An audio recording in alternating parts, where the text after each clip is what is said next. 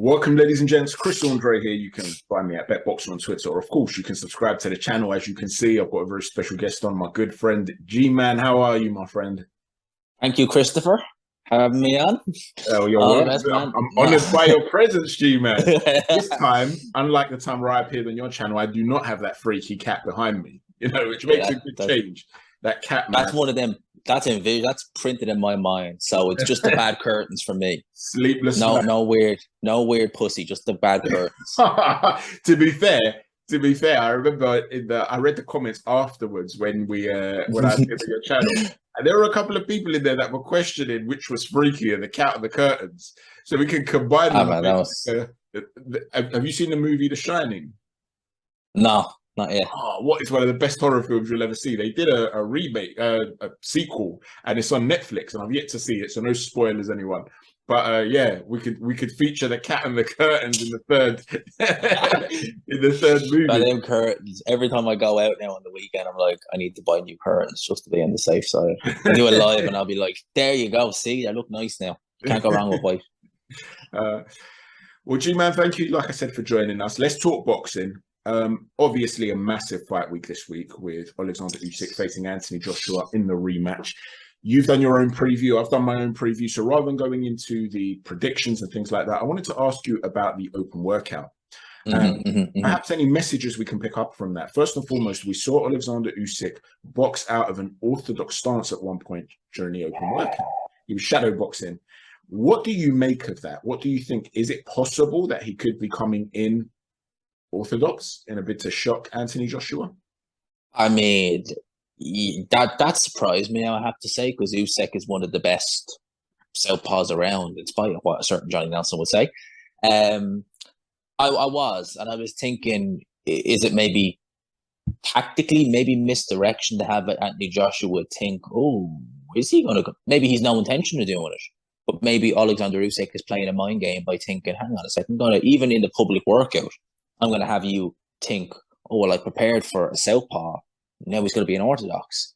I'm getting used to the angles my sparring partners are throwing the left hand. Well, now I'm going to have to readjust and look for a right hand. Maybe he's doing that to tactically just maybe have Anthony Joshua second guess himself.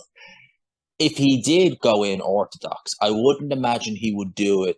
I wouldn't envision him doing it, sticking with it. I could see him maybe doing it in patches to maybe just mess with Anthony Joshua, mess with the trajectory of the shots, mess with the angles, because Joshua will probably, obviously, he's boxed 12 rounds with Usyk. He would have a reasonable idea of some of the things Usyk's going to do. And if he's doing it in the opposite stance, maybe it's going to be like, okay, now I'm resetting. What angle is he coming from? Where's the shot coming from? I know he'd be used to fighting Orthodox, but just with someone like Usyk, it could change it up a bit. Is there a danger that if he switches within range at the wrong time and tries to shift with a shot, that he squares up and walks onto a big right hand of Anthony Joshua? And it's a massive danger. It's a massive danger. I mean, like, I don't mind switch hitting when it's done properly, but I think a lot of fighters overuse it. Someone like Kid Galahad and Michael Conlon are good examples, and it leaves you exposed. I mean, a good example would be Sergey Kovalev when he fought Andre Ward in the rematch. When he got caught with that big right hand, he switched stance just before Andre Ward hit him. He turned southpaw, he switched stance, in the middle of switching stance when Andre Ward threw that right hand in. It leaves you so open and so vulnerable that I think that it's. I like seeing it the odd time, but in spots when you're at a safe range is a good time to change it. But doing it on the fly mid fight, I just don't. I don't like seeing it. It's too risky. See, with me, I enjoy seeing it if there's a tactical reason for it. When Galahad fought Kiko Martinez, for instance, every time he would switch, I would think to myself, he's actually coming closer to the big looping shot of Kiko Martinez. So he's actually putting himself into danger. Stop doing it, you're going to get knocked out. And I was actually thinking that through the course of the fight. And when he wasn't sort of switching his stance and he was maintaining, he looked fine. When he then did switch and he got caught with a shot, I really wasn't surprised, because the whole point of switching from a tactical perspective is because you found an angle that's causing your opponent problems. Oh, yeah. So, if Usyk's going to bypass that and just do it, then, I've got somebody that left a comment on the preview that I made, Tensors D. He basically feels that it's mind games or not just mind games, but a I think bid it could be to as well. a bid, not just mind games, but a bid to almost mock Anthony Joshua, because AJ said that if Usyk wasn't a southpaw, he would have got Yes. rid of him. Do you think there's that possibility that he's literally trolling Anthony Joshua? And of course, that would be a form of mind games. Oh, 100%. Like, I think Usyk, he's not just strong mentally, but he gets the mind games. I'll never forget you said something once. It was in your brilliant video that you did about Usyk's mentality. Was even when Tony Bellew said Usyk's the superstar, he said, no, he's not. No, I'm not, because he knows a superstar comes and goes and he's not going anywhere. And I think Usyk, as well as being very strong mentally, he gets the game. And part of me just, I kind of envision him coming out orthodox. When I saw that, the first thing I thought of was he's doing that just to ruffle Anthony Joshua mentally, just have him thinking more things to think about. But I said it before, AJ has a tendency to overthink. And going back to that little comment, by the way, he basically said that, no, I'm not a superstar because stars fizzle out. And then, fast forward to the Anthony Joshua fight. And when he was asked what he thought of Anthony Joshua, he said, oh, Anthony Joshua is a superstar. Now, perhaps I was over-analyzing by linking those two things. But to me, it looked like he knew exactly what he was doing and what he was saying, So he's certainly partial to the odd mind game. Oh, he is. He knows it. In terms of Anthony Joshua, he is looking very, very trim. In fact, I'm going to put up a photo of Anthony Joshua from the chin down to the lower part of the midriff, and the same sort of shot with Errol Spence. And without trying to analyze where he's training, what the shorts are, or anything like that, just body-wise, can you guess which is which? It's going up on the screen now. And now that you guys have seen it, G-Man, can you tell me, based on what you've seen, which one of those two is Anthony Joshua and which one is Errol Spence? I would say probably the left is Spence. Right is Spence. It's got my left and my right mixed up there. Right is Spence, left is Joshua. You got it right. But you seem to be questioning it there for a moment. There's quite a similar physical structure. Now, of course, Anthony Joshua is the much bigger man. So we're talking about a pound for pound comparison. If they were next to each other, you'd know who's who. Oh, you'd know instantly. But the point is, AJ has always come in, not always, but he's come in on many occasions in the past, bulked. He's looking very trim. He's looking wiry, very toned and ripped, as you'd expect from AJ. But it's a wiry type build. He's not looking as bulked. Having said that, although many people felt as though this was great and, this is how he should come in, a lot of people also felt he looked a little bit lethargic in the open workout. I know that's something you've also spoken about in the recent live. What do you think about that? Do you think he looks lethargic? Is he just holding something back? How do you observe that? I went and had a look at it there this morning before I went off to work, and I recorded before coming on with you my midweek report, and I talked about that there, and I'm a big F1 fan, and I used that comparison with AJ in the public workout, in a sense of, in F1, they go through pre-season testing, and normally the fastest team is one of the slowest teams in testing because they don't want to show what they have. And I kind of got that impression from Anthony Joshua in the workout, that he was a fast team, a team with a fast car in pre-season testing, but not wanting to show it. That's kind of what I saw. I didn't think he looked that bad or that lethargic, but I thought to myself, he's just doing the bare minimum of what he needs to. This isn't like a David Hay who would hit the bag or the pads with his teeth like that and then say, I wasn't even trying. No, I think this was AJ just literally going through the motions, trying to give nothing away. One of the things that people did pick up on is that when he was sort of stepping back, I sort of mentioned this on Twitter, when he was stepping back to reset before throwing a punch, he was actually bringing his feet close together. So he wasn't sort of exiting in a manner where he's thinking about his boxing stance. And that's what convinced me that you're right, to be honest with you. This is not him that's looking to do anything there. He's not even moving in a way that would suggest he's taking it seriously. To me, he's literally going through emotions and trying to hide something. Do you think that... I be frank, just sorry to interrupt you there. I really did think, just based on some of the comments I've seen, that I was in for a shock when I seen the public workout. And when I seen it, I was like, oh, he's just holding back. Yeah. I wasn't worried at all about that. He's just holding back. There's nothing to worry about there. So do you expect him to be sharper and faster than in the first fight with more stamina? Or do you think he'll be more powerful? What do you think he's tried to build towards? Naturally, he's an anaerobic athlete rather than an aerobic one, so quite explosive. He's more of a Usain Bolt type character than a Mo Farah type character. You know, Usain Bolt over 300 meters would destroy Mo Farah. Over 5,000 meters, though, he'd start to fade and then he'd get smoked. So there's a difference between being an explosive, fast twitch, muscled, high energy output athlete and being sort of built for the long game. What do you think they would have chosen to work on in order to try and turn this result around? I will go with what I went with my prediction, in a sense that I think Team Joshua are playing the long game. I really do. I think that AJ, I've said this before, he fought the first fight almost in a kind of I know I'll get an extra round or two. And he's kind of hinted at that in the interview since. As far as I'm concerned, he didn't win 5 rounds. He didn't in the first fight, but he's kind of almost thinking, I need to just be a little bit better, get a few more rounds, and I get the nod.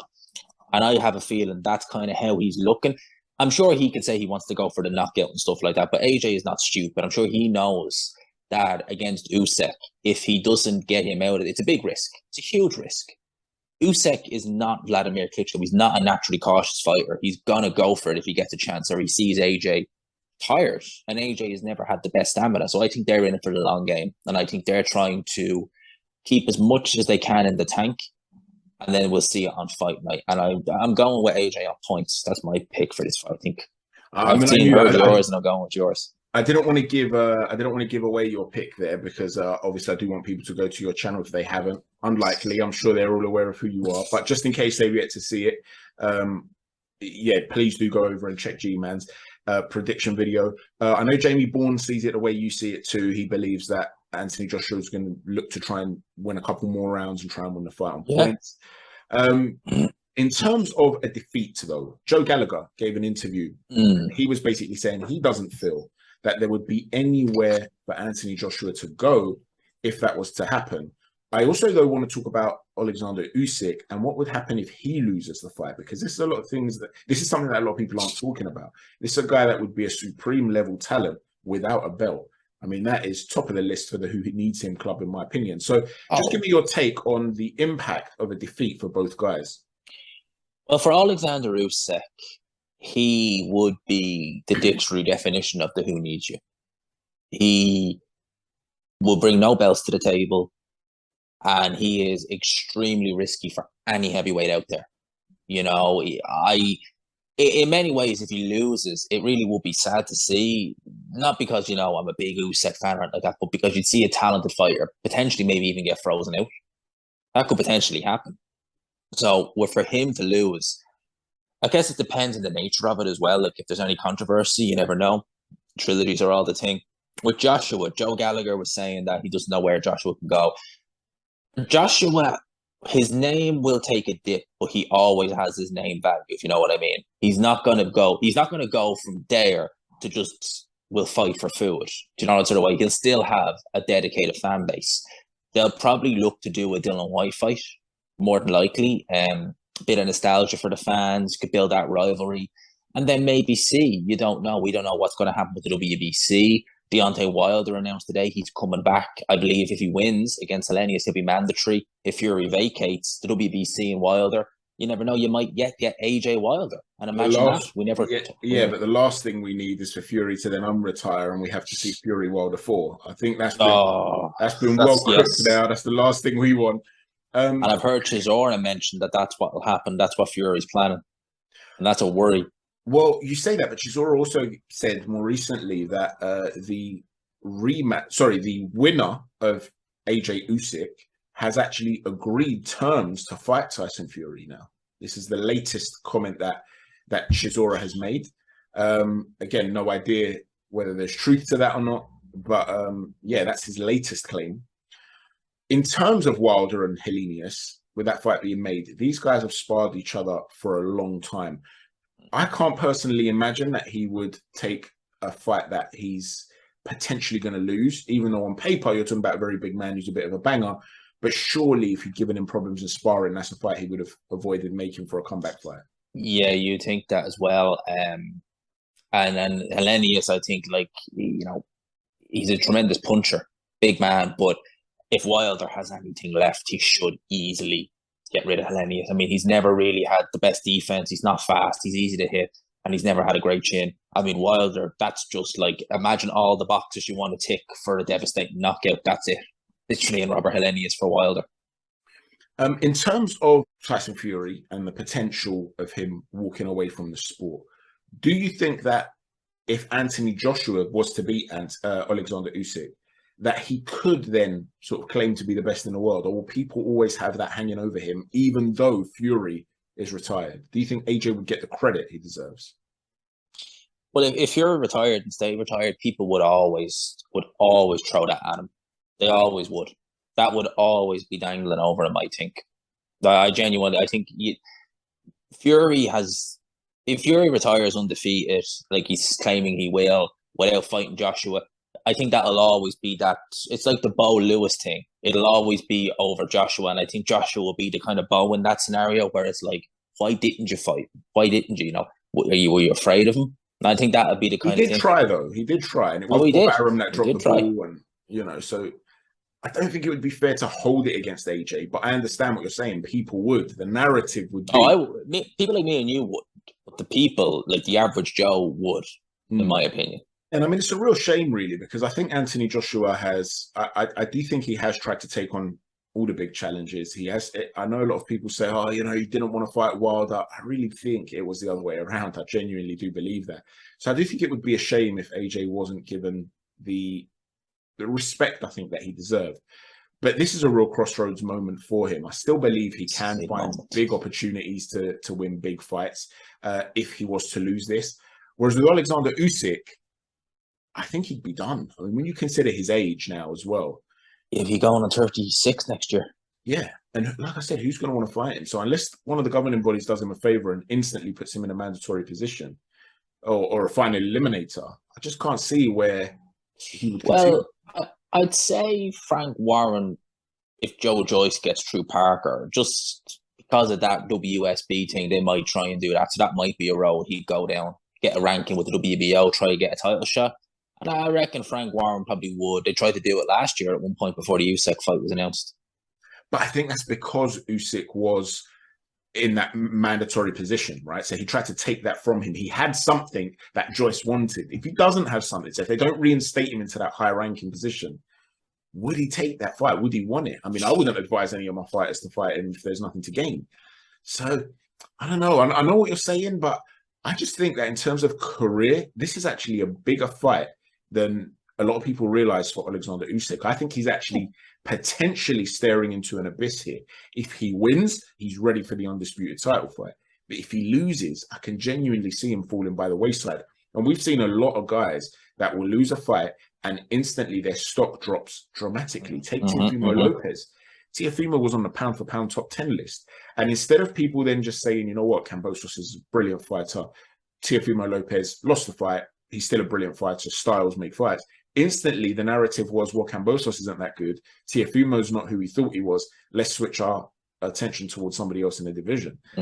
And that's probably why Tito kind of got a similar one when he lost to Rumfasai. Yeah. It took him years to gain that back.